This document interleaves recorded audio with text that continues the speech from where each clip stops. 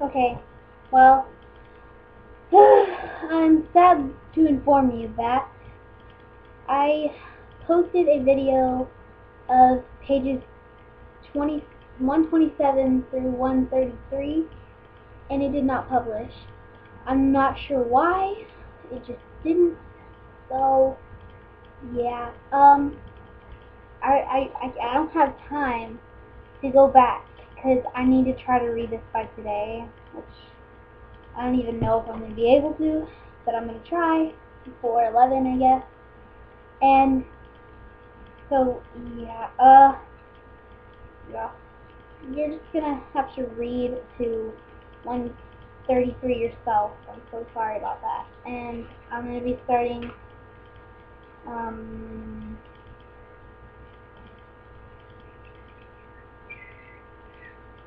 I'll be starting on page, on the top of page 133, second sentence, and it says he snapped it on. So that's where I'll start reading from. So here we go. He snapped it on. Montag, the TV said, and lit up. Montag. The name was spelled out by a voice. Guy Montag. Still running. Police helicopters are up. A new mechanical hound has been brought from another district. Montag and Faber looked at each other. Mechanical hound never fails. Never since its first use in tracking queries has this incredible invention made a mistake. Tonight, this network is proud to have the opportunity to follow the hound by camera helicopter as it starts on its way to the target. Faber poured 2 glasses of whiskey. We'll need these. They drank. Nose so sensitive, the mechanical hound can remember and identify 10,000 odor indexes on 10,000 men without resetting. Okay, sorry. Without resetting. Faber trembled at the least bit and looked about at his house, at the wall, the doorknob, and the chair where Montag now sat. Montag saw the look, and they both looked quickly about the house, and Montag felt his nostrils dilate, and he knew that he was trying to track himself, and his nose was suddenly good enough to sense the path he had made in the air of the room, and the sweat of his hand hung on the doorknob, invisible, but as numerous as the jewels of small chandelier. He was a luminous cloud, a ghost, that made breathing once more impossible. He saw Faber stop up his own breath for fear of drawing that ghost into our body, perhaps being contaminated with the phantom exhalations, the odors of a running man. The mechanical hound is now landing by helicopter at the site of the burning, and there on the small screen was the burnt house, the crowd, and something with a sheet over it, and out of the sky, fluttering, came the helicopter like a grotesque, grotesque, grotesque flower. I don't know. So they must have their game out, thought Montag. The circus was going on, even with war beginning within the hour. He watched the scene, fascinated, not wanting to move. It seemed so remote and not part of him. It was a play, apart from separate, wondrous to watch, not without its strange pleasure. That's all for me, he thought. That's all taking place just for me. My God! If he wished, he could linger here in comfort, and follow the entire hunt on through its swift phases, down alleys, across streets, over empty running avenues, crossing lots and playgrounds, with pauses here or there for the necessary commercials. up other alleys, to the burning house of Mr. and Mrs. Black, and so on, finally his house with Faber and himself seated, drinking, while the electric hound sniffed down the last trail, silent as the drift of death itself, skidding to a halt outside the window there. Then, if you wish, Montague might rise, walk to the window, keep one eye on the TV screen, open the window, lean out, look back, and see himself dramatized, described, made over, standing there, lined in the bright small television screen, and outside a drama to be watched objectively, knowing that in other parlors he was as large as life, in full color, dementially perfect.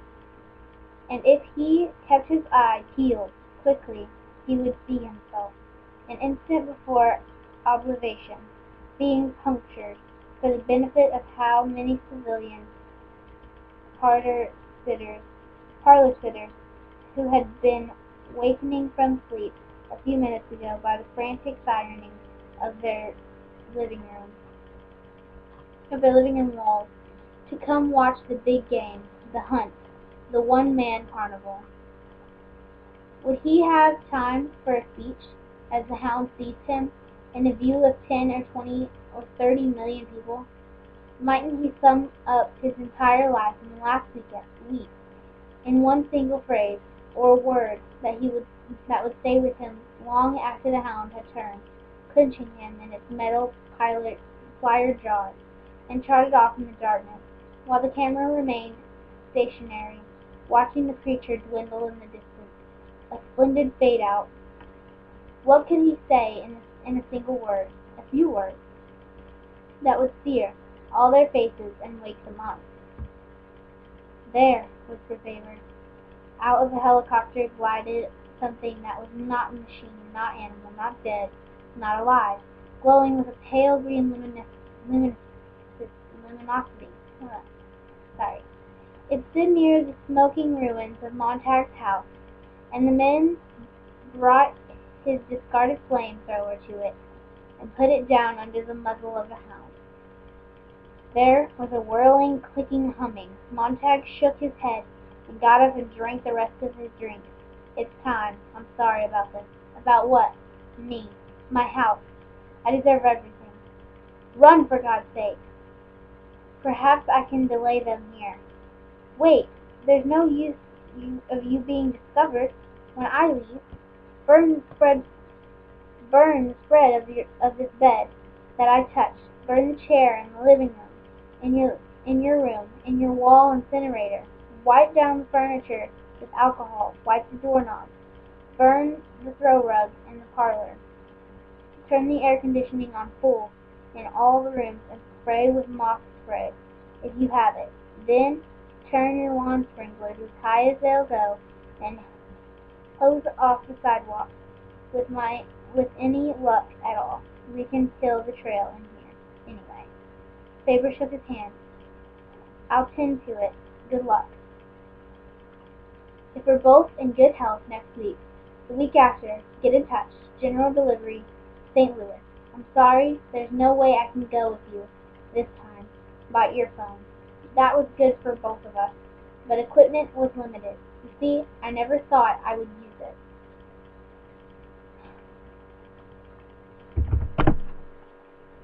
What a silly old man.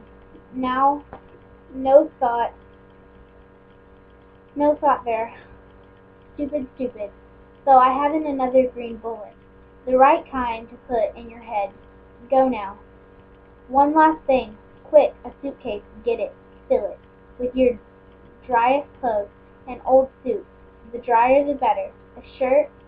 Some old sneakers and socks. Faber was gone and back in a minute. There sealed cardboard valise with clear tape, to keep the accent odor of Mr. Faber in. "Of course," said Faber, sweating at the job. Montague doused the exterior of the valise with whiskey. "I don't want the hound picking up 2 odors at once." "May I take the whiskey?" "I'll need it later." Christ, I hope this works." They shook hands again, and going to the door glanced at the TV. The Hound was on its way, followed by hovered helicopter cameras, silently, sniffing the great night wind. It was running down the first alley. "Goodbye!" And Montag was out with the black door lightly running with the half-empty valet. Behind him he heard the lawn sprinkling system jump up, filling the dark air with rain that fell gently, and then with a steady pour all about, washing the sidewalk and draining into the alley. He carried a few drops of his rain with him on his face. He thought he heard the old man call goodbye, but wasn't certain. He ran very fast away in the house down toward the river.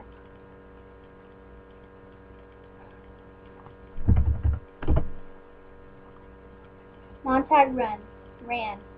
He could feel the Hound, like autumn, come cold and dry and swift, like a wind that didn't stir grass, and didn't jar windows or disturb leaf shadows on the wistful sidewalks as it passed. The Hound did not touch the world. It carried its silence with it, so you could feel the silence building up a pressure behind you all across town. Montag felt the pressure rising and ran.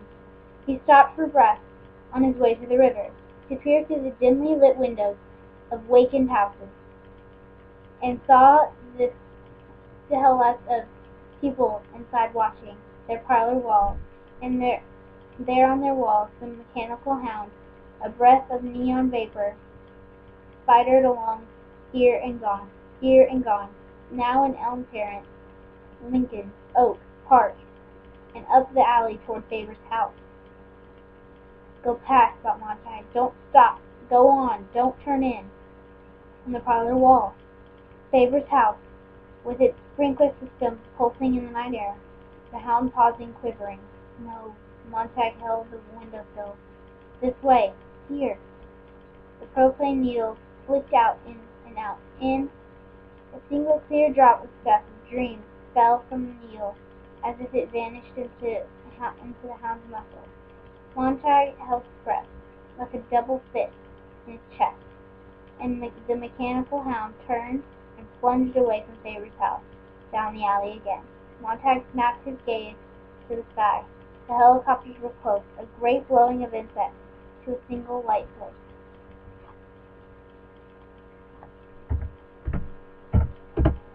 Okay, we're on page 451. 451. I was looking at the top, I'm sorry. 138. And so I'll read to y'all next time. I hope you guys are really enjoying the book. I think it's okay. It's really starting to get better towards the end, as most books do. So, yeah, it doesn't really matter if I like it anyway, because I have to read it in my project. But, yeah, okay. I'll see you in a few seconds. Bye.